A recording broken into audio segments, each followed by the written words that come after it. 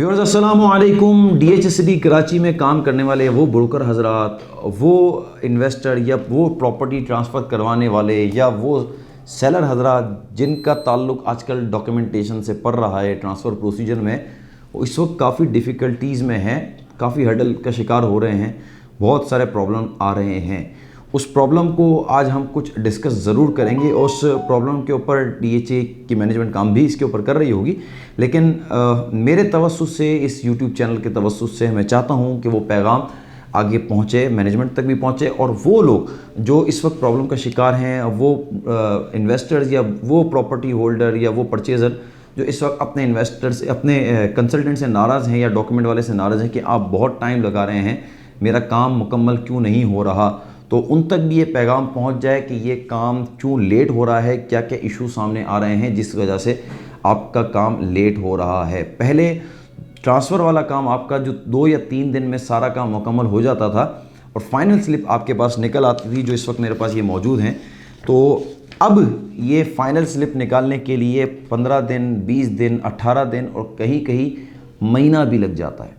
तो इस वक्त काफ़ी लोग बहुत परेशानी का शिकार हैं, क्योंकि पहले डीएचएसडी कराची में 10 से 12 ट्रांसफ़र होते थे, लेकिन अब डीएचएसडी कराची में रोज़ की बुनियाद पे कभी 50 होना है, कभी 75 और 100 का फिगर भी क्रॉस किया जा चुका था। अब थोड़ी सी मार्केट का मोमेंटम स्लो आया है, लेकिन ये तमाम बातें डिस्कस करने से पहले इस वक्त हम डीएचएसडी कराची की मार्केट को ज़रूर डिस्कस कर लेते हैं। डीएचएसडी कराची की मार्केट इस वक्त मार्च के मिड में थोड़ा सा इसका स्लो मोमेंटम नज़र आ रहा है। उसकी सबसे बड़ी वजह लास्ट वीक से जो पॉलिटिकल इश्यूज चल रहे हैं, और ये सबसे बड़ी वजह नज़र आती है। फिर माह रमज़ान का महीना करीब है, तो माह रमज़ान में वो लोग वो बड़े इन्वेस्टर जो काम नहीं करते, जो मार्केट को बूम देते हैं, वो माह रमज़ान में काम नहीं करते। और आज भी अगर वो कोई प्रॉपर्टी को परचेज़ करते हैं टोकन मनी पे, तो वो इस वक्त रुकते हैं। इसकी सबसे बड़ी वजह ये है कि अगर वो प्रॉपर्टी कोई लेते हैं 1 महीना पेमेंट टाइम पे, तो 1 महीने के बाद माह रमज़ान है और माह रमज़ान में ओवरऑल एंड यूज़र भी थोड़ा सा कम नज़र आता है, बहुत सारी चीज़ें होल्ड भी हो जाती हैं, तो मार्केट स्लो हो नज़र आती है। तो इसलिए मार्केट का थोड़ा सा मोमेंटम स्लो है, लेकिन सबसे अच्छी बात यह है कि रेट अभी भी अपनी जगह खड़ा है। कहीं अगर 1-2 लाख रुपए कम हुए हों तो एक अलग बात है, लेकिन अभी भी रेट अपनी जगह स्टेबल है, ये सबसे अच्छी बात है। अब हम थोड़ा सा डिस्कस कर लेते हैं जो डिफ़िकल्टीज़, जो इश्यूज सामने आ रहे हैं, हम चाहते हैं कि वो आगे तक पहुंचाए जाएं। सबसे पहली बात तो ये है कि डीएचएसडी कराची में आप डॉक्यूमेंटेशन के लिए जाते हैं तो 1 विंडो ऑपरेशन नहीं हो रहा। जब आप बहरिया टाउन कराची में ट्रांसफ़र के लिए जाते हैं तो एक ही हॉल बना हुआ है, वहीं आपके तमाम काम हो जाते हैं, तमाम सारे मामला आपके निमट जाते हैं। लेकिन डीएचएसडी में थोड़ा सा प्रॉब्लम ये आता है कि जब आप केस जमा कराते हैं उसके बाद नेक्स्ट डे आपका ट्रांसफ़र होता है, तो उससे पहले और उसके बाद के जो प्रोसेस हैं वो 1 विंडो ऑपरेशन नहीं है। एक दिन, यानी जिस दिन ट्रांसफ़र हो उसके बाद आपके 15-20 दिन, महीना गुजर जाता है फाइनल स्लिप निकलने में। तो ये चीज़ के लिए डीएचए की मैनेजमेंट काम कर रही होगी, लेकिन 1 विंडो ऑपरेशन की बहुत ज़रूरत है। या तो एक हॉल हो जहाँ पर सारे काम मुकम्मल हो जाए और आपकी फ़ाइनल स्लिप भी निकल आए, या तो एक हॉल ना हो, लेकिन जितने ज़्यादा स्टेप की तरफ जा रहे हैं तो उस स्टेप में काफ़ी परेशानी हो रही है। कई लोग मैंने ऐसे भी देखे हैं कि वो इन परेशानियों से बचने के लिए वो कहते हैं कि यार प्रॉपर्टी को परचेज़ ही मैंने नहीं करना। अच्छा, इसके बाद रश का बहुत ज़्यादा इशू आता है, ज़रा काम बहुत ज़्यादा हो गया। तो अब रश क्यों होता है? उस रश ज़्यादा होने की सबसे बड़ी वजह, एक तो स्टाफ डीएचए के पास थोड़ा सा कम है, और बीच में जब 15-20 ट्रांसफ़र होते थे तो उस वक्त भी जो स्टाफ काम कर रहा था आज भी वही है। हाँ, इन्होंने कुछ चीज़ें शिफ्ट की हैं जो कि डीएचएसडी के फाइनेंस डिपार्टमेंट में जो आप मेंबरशिप का पे ऑर्डर जमा कराते थे, अब वो डीएचए के फाइनेंस डिपार्टमेंट में पे ऑर्डर जमा होता है। तो कुछ काम डिवाइड तो किए हैं, लेकिन अभी भी स्टाफ की बहुत कमी है, तो डीएचए को स्टाफ भी यहाँ पर बढ़ाना चाहिए। इसके बाद एक बहुत बड़ा, सबसे बड़ा मसला जो आता है ना, वो सरचार्ज रिपोर्ट और आपकी स्टेटमेंट का आता है। हम जब ट्रांसफ़र करवा लेते हैं तो ट्रांसफ़र करवाने के बाद हमारा जैसे ये पूरा केस बनता है, तो इस केस में हमें एक सरचार्ज की रिपोर्ट लगानी पड़ती है। तो समटाइम ऐसा होता है कि आपको सेलर ये कहता है कि मेरी पेमेंट फुल पेड है, लेकिन जब आप स्टेटमेंट निकालने के लिए जाते हैं तो वहाँ रश की वजह से आपको घंटा, 2 घंटा, 3 घंटे भी लग जाते हैं फाइनेंस में खड़े हुए, और ओनर की गैर मौजूदगी में आपको वो सरचार्ज रिपोर्ट या स्टेटमेंट नहीं निकाल के दिया जाता। वो कहते हैं या तो ओनर की मौजूदगी हो या ओरिजिनल लेटर आपके पास हो। तो original letter sometime property holder नहीं देता कि नहीं मैं तो नहीं दूंगा। समटाइम ऐसा होता है कि जब आप निकालने के लिए जाते हैं उसको कहते हैं कि भाई मेरी डील हो रही है, मुझे सिर्फ ये बता दे कि इसमें ड्यूज़ कितने हैं, ताकि मैं उसको पे कर दूं और उसको बता दूं सेलर को कि ये ड्यूज़ हैं, इतनी डिडक्शन आपकी होगी, क्योंकि वो पे ऑर्डर बनाने होते हैं तो वो भी वहाँ से पता नहीं चल रहा होता। इसके अपोजिट आप अगर बैरियर टाउन में जाएँ तो वो आपको फाइल नंबर बताते हैं या एक आध दो और इनको बताते हैं डिटेल, तो वो आपको रिपोर्ट एंटर दबाता है और आपकी रिपोर्ट निकल आती है। कहने का मकसद ये है कि थोड़ा सा एडवांस इनको करना पड़ेगा ताकि काम तेज़ी से हो। फाइनेंस में बहुत ज़्यादा रश हो जाता है जिसकी वजह से कई लोगों को बाहर खड़ा रहना पड़ रहा होता है, और फिर कम स्टाफ की वजह से जाहिर है कि एक बंदे के ऊपर जितनी लिमिट होगी वो उतना ही काम करेगा। एडिशनल जब लोड पड़ रहा होता है तो फिर थोड़ा सा हमें भी चीज़ों को संभालने में प्रॉब्लम आ रहा होता है। अच्छा, एक और चीज़ मुझे याद आई कि मेरे कई ओवरसीज़ क्लाइंट हैं कि जिन्होंने कहा कि हमें पेमेंट करनी है, बट ये याद नहीं है कि हमारे प्लॉट की पेमेंट अभी कितनी बाकी है। हाँ, आप DHSD कराची की वेबसाइट पे जाते हैं तो आप अपना CNIC नंबर, फाइल नंबर और अपना मेंबरशिप नंबर लिखते हैं तो नज़र आ जाता है कि आपने कितनी पेमेंट जमा करवाई है, लेकिन ये नहीं पता चलता कि कितनी रिमेनिंग है विद सरचार्ज।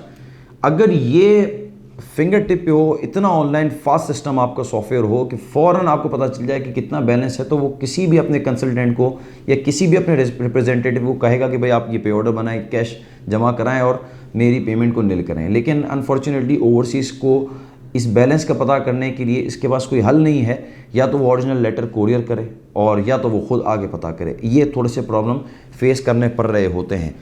इसके बाद फिर जब हम काम करते हैं तो हमें ऑब्जर्वेशन क्लियर करवानी पड़ रही होती है, क्योंकि ऑब्जर्वेशन क्लियर उस सूरत में होती है कि जब आपकी तमाम ये जो चेकलिस्ट है, जो DHA चेकलिस्ट बनाता है, उसमें तमाम पे ओके लिखा हुआ हो, कई रिक्वायर्ड लिखा हुआ होता है। आप देख रहे होंगे कई रिक्वायर्ड लिखा हुआ है।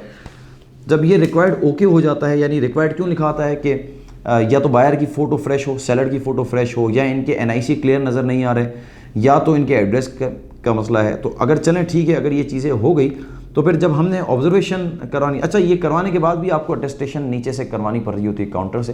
जब आप करवाने जाते हैं तो एक अटेस्टेशन के 15-20 रुपये लगते हैं, वो तो प्रॉब्लम नहीं है, लेकिन अटेस्टेशन भी आप करवाने जाएँ या फ़ोटो कॉपी करवाने जाएँ तो DHA के बाहर से 2 ही विंडोज़ लगे हुए हैं। एक जगह अटेस्टेशन होती है, एक जगह फ़ोटो कॉपी की मशीन लगी हुई है, उसमें भी लंबी लंबी कतारें। जहाँ पर ट्रांसफ़र हो रहा होता है या क्लाइंट खड़ा होता है वो अलग नाराज़ हो रहा है, फ़ोन कर रहा होता है कि आप इतना टाइम लगा रहे हैं, आधे घंटे के बाद आ रहे हैं। ये चीज़ें फेस करनी पड़ रही होती हैं, तो इस चीज़ों पे काम करना पड़ेगा। अगर नहीं करेंगे तो सुबह जाएंगे, सुबह 10 बजे DHA पहुँचते हैं, 4 बजे तक हम निकल नहीं सकते।